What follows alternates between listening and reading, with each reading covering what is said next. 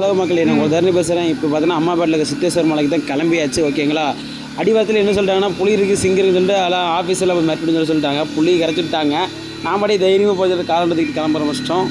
வர்றதை பார்த்துக்கலாம்னு சொல்லிட்டு அப்படியே போய் பார்த்தா 5ஆம் மலை தூங்கி எந்திரிச்சிட்டு மேலே பார்த்தா சாமி வேற லெவல் வியூ பாயிண்ட். ஓகேங்களா, அப்படியே பார்த்து முடிச்சுட்டு சும்மா சுற்றி முற்றியும் பார்த்தா ஆளுங்க நிறைய பேர் ஏறினாங்க.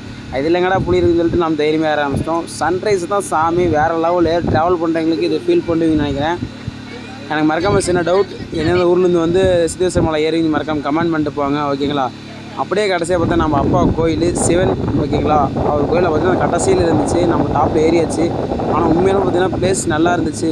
ஒரு கூலிங்காக இருந்துச்சு. விசுன்னு ஃபுல்லாக என்ஜாய் பண்ணேன். கடைசி சன்ரைஸ் பார்த்துட்டு அப்படியே நான் கிளம்ப ஆரம்பிச்சிடலாம். ஓகேங்களா, அப்படியே பொடி நிறைய போயிட்டு சாமி கும்பிட்டு. ஆனால் உண்மையிலுமே பார்த்தீங்கன்னா செம்மையாக இருக்குது உண்மையிலும் பிளேஸ்லாம். கடைசியாக சாமி பார்க்க போகிறோம். ஓகேங்களா, சாமி பார்த்தாச்சு. இந்த சிவன் கோயில் இது நான் போனது 2ஆம் கிழமை. நீங்கள் என்னென்ன ஊர் வரைக்கும் மறக்காமல் கமெண்ட் பண்ணிட்டு போங்க. நான் அடுத்த டைம் இங்கே ஃபுல் வீடியோ கேட்டிங்கன்னா மறக்காமல் நான் வீட்டிலேருந்து கிளம்புறது வந்து என்ட்ரன்ஸ் கீழே எவ்வளோ வரைக்கும் செலவாகுதுன்னு சொல்லிட்டு உங்களுக்காக ஒரு வீடியோ எடுத்து போடுறேன். மறக்காமல் கமெண்ட் பண்ணிட்டு போங்க. Bye bye, love you all.